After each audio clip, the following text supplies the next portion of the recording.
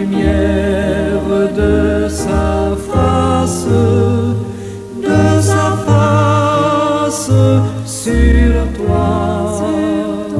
sur toi, use de grâce envers toi et te donne la paix, et te donne la paix.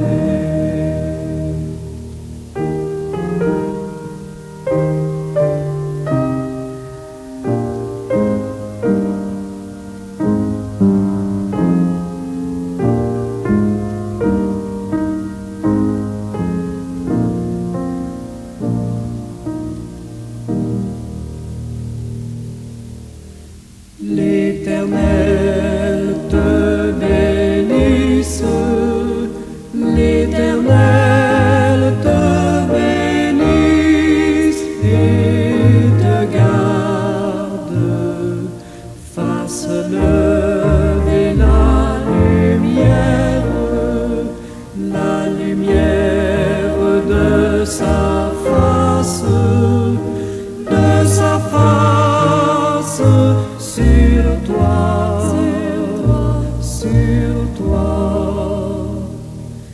use de grâce envers toi et te donne la paix, et te donne la paix.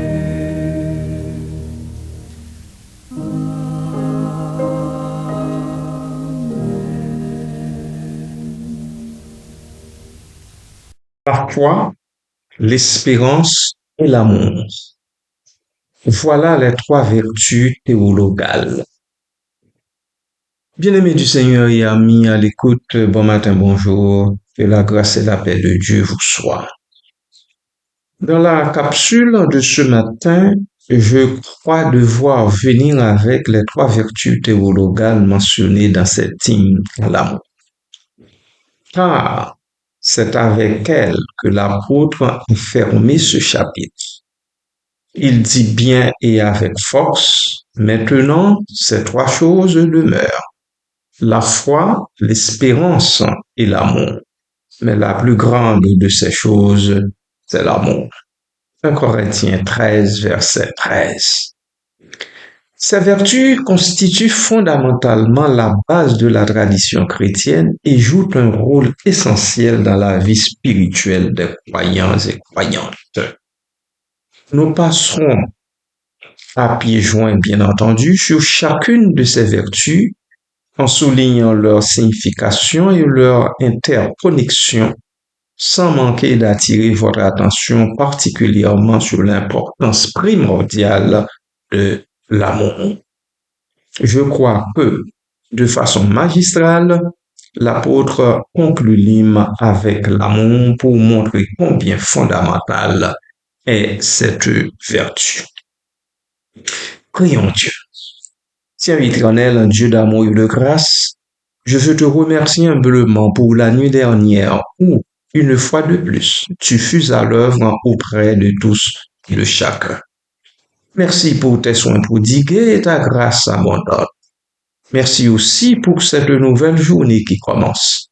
Je sais qu'elle est remplie de bénédictions pour tous tes enfants à travers le monde. Merci, Papa. Dans la foi, je t'implore afin que notre confiance en toi grandisse chaque jour. Que, face aux doutes et aux épreuves, nous puissions toujours te chercher et trouver notre force dans ta présence. Accorde-nous, ô Dieu, l'espérance, une lumière dans l'obscurité de cette vie.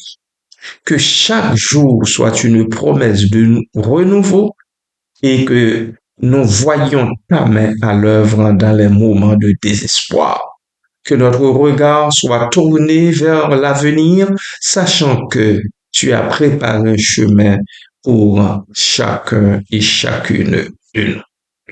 Enfin, Seigneur Dieu Tout-Puissant, fais grandir en nous l'amour un amour véritable, pur et désintéressé qui reflète ton amour pour l'humanité. Que nous sachions aimer notre prochain comme nous nous aimons nous-mêmes et que cet amour soit le fondement de chacune de nos actions. Je te prie, Seigneur, de nous guider dans ces vertus pour que notre vie soit un témoignage vivant de ta bonté, maintenant et pour toujours. Merci, bon et tendre Père, dans le nom précieux de Jésus. Amen.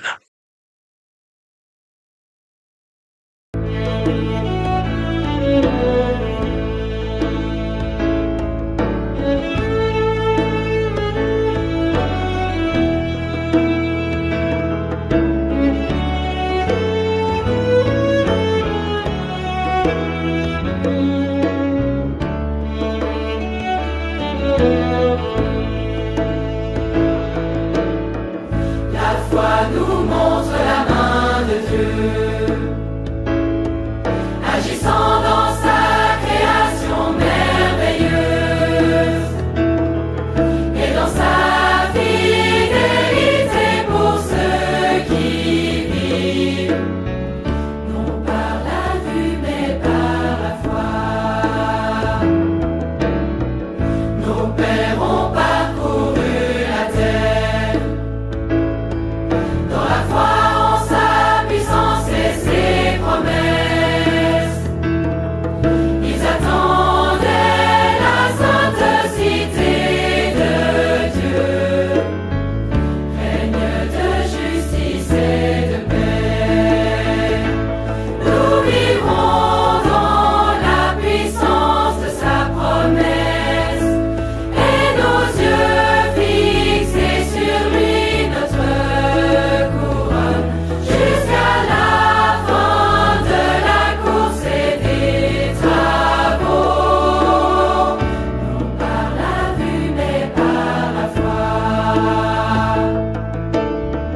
Et les prophètes par la foi ont vu le jour où viendrait le Messie, puissant pour briser les chaînes du péché, surgissant vainqueur du tombeau. Nous vivrons dans la puissance de sa promesse et nos yeux fixés sur lui, notre couronne, jusqu'à la fin de la course et des travaux, non par la vue mais par la foi. Dans la puissance de l'Esprit, l'Église doit proclamer sur la terre que tout captif est délivré par Dieu. Bonne nouvelle par la foi.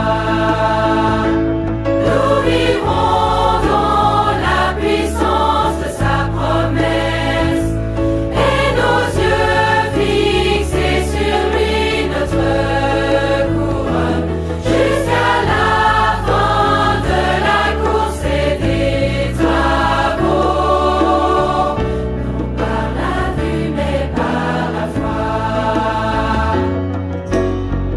La foi déplace nos montagnes pour ceux qui font appel à Jésus-Christ. La puissance de l'Évangile triomphera. Tout est possible à celui qui croit. Nous vivrons dans la puissance de sa promesse et nos yeux fixés sur lui, notre couronne, jusqu'à la fin de la course et des travaux.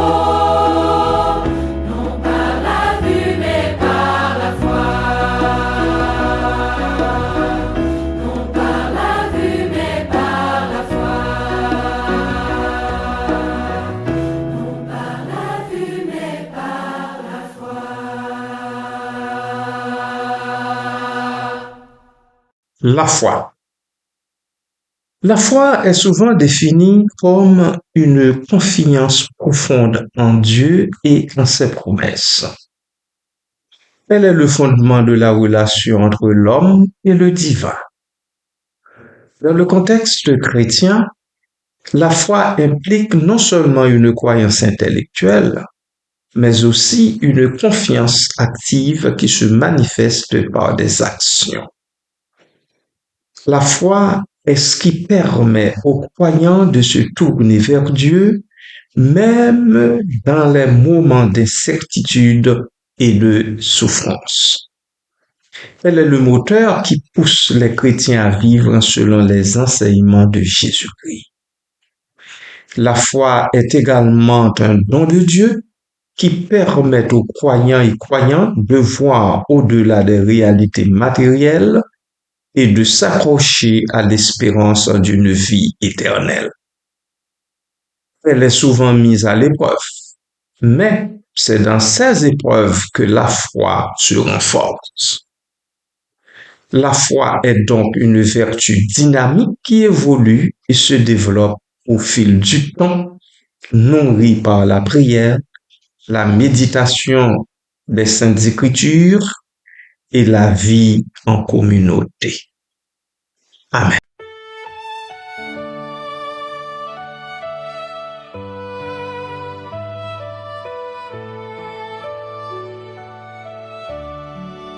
Espère en Dieu quand la nuit sombre voile le ciel et l'horizon. Jamais là-haut ne règne l'ombre, là-haut t'attend une maison. Espère en Dieu quand la tempête contre la nef jette ses flots. Un mot vainqueur déjà s'apprête à commander paix et repos. Espère en Dieu quand la souffrance brisant ton corps trouble ton cœur. Chez lui jamais l'indifférence ne le distrait de ton malheur. Espère en Dieu quand sonne l'heure d'abandonner les biens d'en bas. Crois au trésor de sa demeure, car son amour t'ouvre ses bras. Espère en Dieu quand on t'oublie ou qu'on te raille avec dédain. Pour te sauver, jamais ne plie. Va plus ton seul sur ton chemin. Espère en Dieu quand ton pied glisse sous les efforts du tentateur. Saisis la main libératrice qui te rendra toujours vainqueur. Espère en Dieu quand on t'oublie ou qu'on te raille avec dédain. Pour te sauver, jamais ne plie. Va plus ton seul sur ton chemin. Espère en Dieu quand ton pied glisse sous les efforts du tentateur. Saisis la main libératrice qui te rendra toujours vainqueur.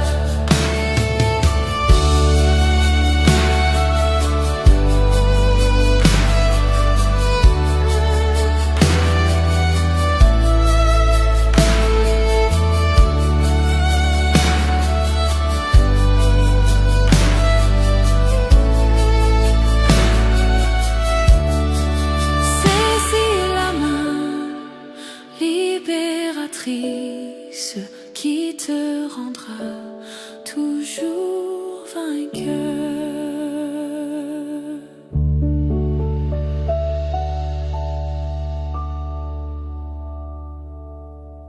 L'espérance. L'espérance est la vertu qui permet aux croyants de regarder vers l'avenir avec confiance. Elle est intimement liée à la foi car elle repose sur la certitude que Dieu est fidèle à ses promesses.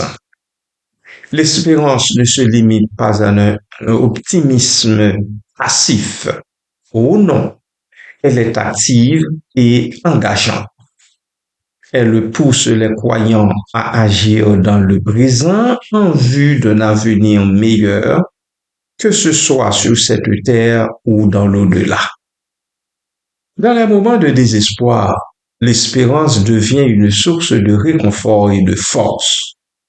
Elle rappelle aux croyants que, malgré les difficultés et les épreuves, il y a toujours une lumière au bout du tunnel. L'espérance est également un appel à la responsabilité. Elle incite les chrétiens à travailler pour la justice, la paix et l'amour dans le monde, tout en sachant que leur effort contribuera à la réalisation du royaume de Dieu. Amen.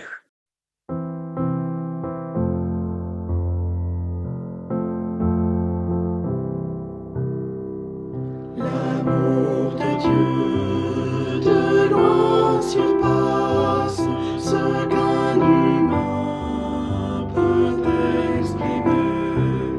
Ici, dans tout déçoit, tout passe, son amour seul ne peut changer.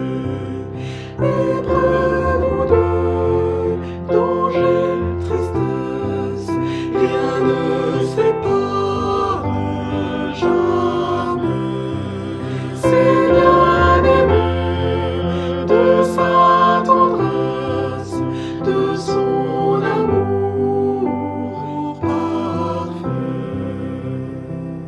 Amour divin, amour suprême, inaltérable et fort, que de nos chants tu sois le thème, sur terre et dans le ciel.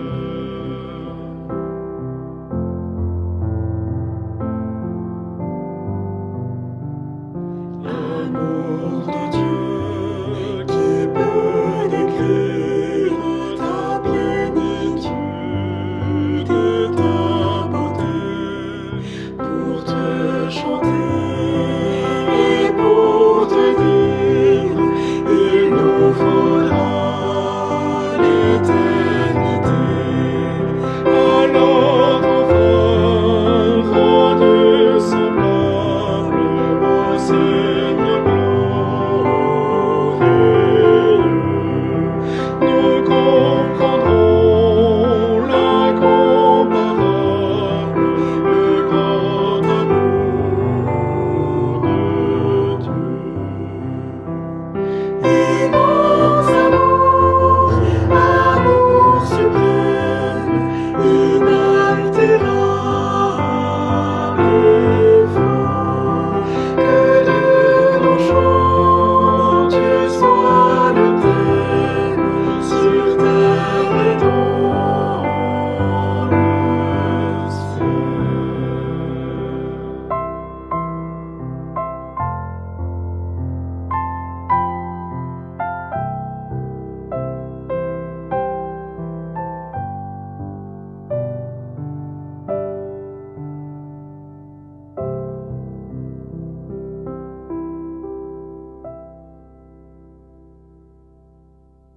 L'amour. L'amour, selon le verset 13 de 1 Corinthiens 13, est la plus grande des trois vertus, nous dit l'apôtre. Il est souvent considéré comme la par excellence dans le christianisme. L'amour est la force motrice qui unit les croyants à Dieu et les uns aux autres. Il transcende les simples émotions et se manifeste par des actions concrètes. L'amour est inconditionnel, désintéressé et sacrifié, comme l'a démontré Jésus-Christ par sa vie et sa mort. L'amour est également le critère ultime de la foi chrétienne. Dans l'évangile de Jean, Jésus déclare que l'amour est le signe distinctif de ses disciples. À ceci, dit-il, tous connaîtront que vous êtes mes disciples, si vous avez de l'amour les uns pour les autres. Jean chapitre 13, verset 35. Cela souligne l'importance de l'amour dans la vie chrétienne, non seulement comme une vertu personnelle, mais aussi comme un impératif communautaire. Amen.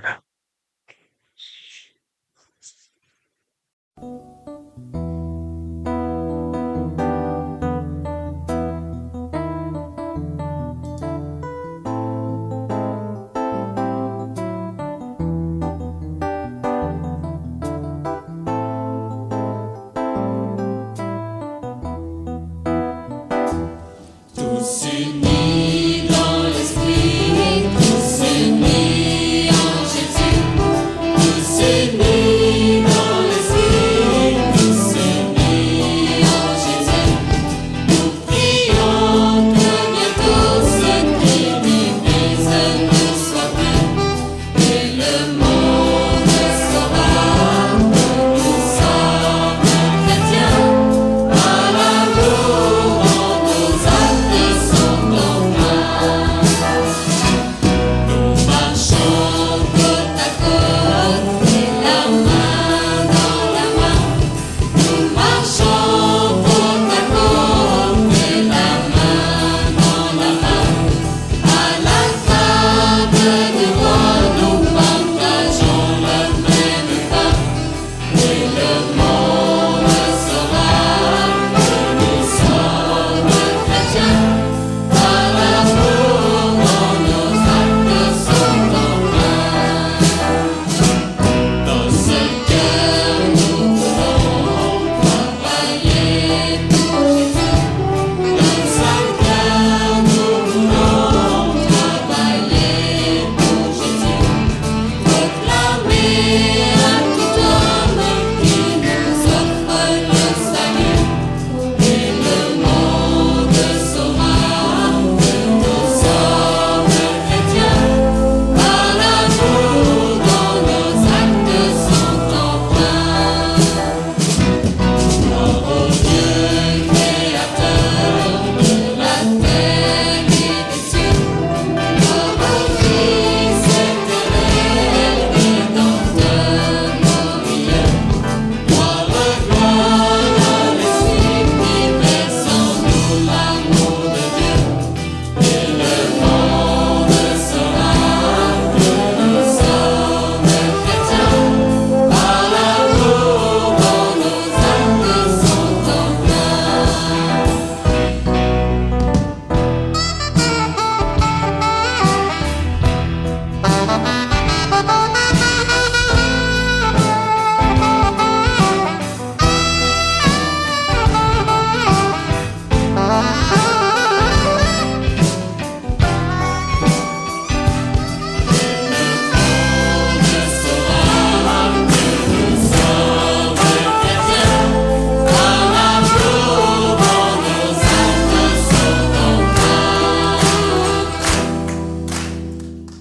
Interconnexion des vertus.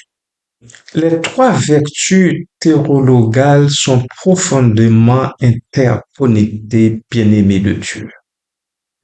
La foi nourrit l'espérance, car croire en Dieu et en ses promesses permet d'espérer en un avenir meilleur.